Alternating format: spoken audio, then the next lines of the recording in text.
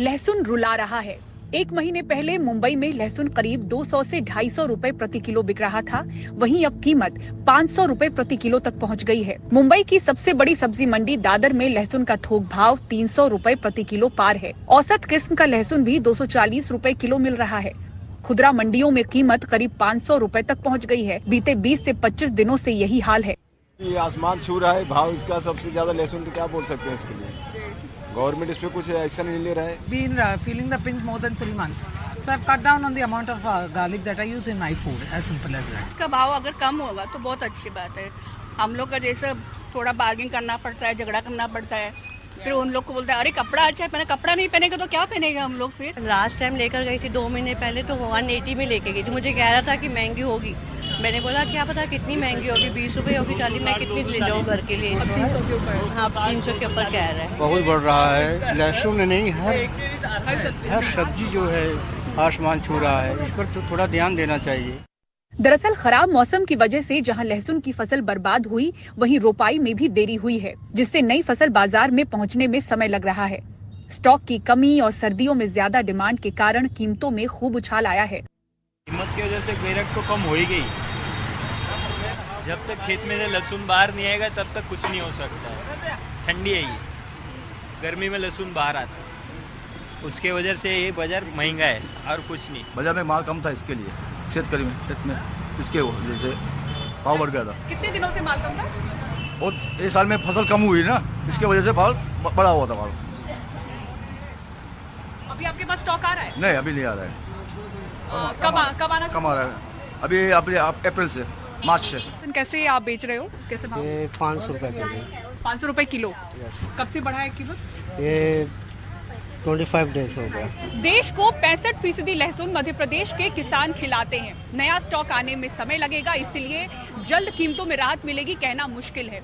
लहसुन एक तरफ रुला रहा है तो वहीं प्याज की कीमतें भी आंसू निकाल सकती हैं। ऐसा इसलिए क्योंकि देश की सबसे बड़ी जो प्याज मंडी है नासिक के लासलगांव में अचानक प्याज की थोक कीमतें 40% बढ़ी हैं।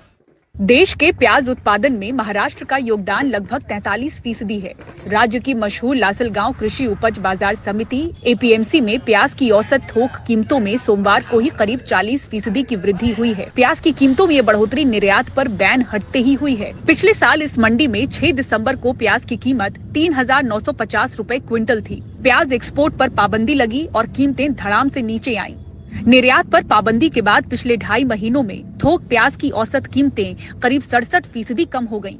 यही प्याज 17 फरवरी को 1280 रुपए क्विंटल पर पहुंची और बीते रविवार को निर्यात से रोक हटने की खबर आई और 2 दिन में देश के सबसे बड़े थोक प्याज बाजार लासलगांव में प्याज के दाम करीब 1800 रुपए प्रति क्विंटल तक पहुंच गए, यानी करीब 40% की बढ़त। अधिकतम थोक मूल्य 2100 प्रति क्विंटल पहुंचा है। प्याज निर्यातकों ने विदेशी बाजारों में बेचने के लिए प्याज खरीदना शुरू भी कर दिया है।